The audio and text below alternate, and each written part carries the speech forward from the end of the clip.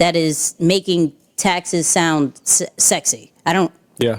I've never met somebody that done that.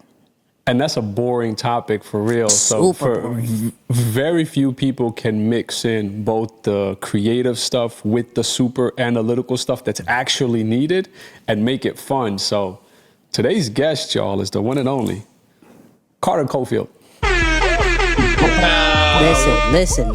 You hear him in the background already. Let's get into this intro. Let's just get into this intro.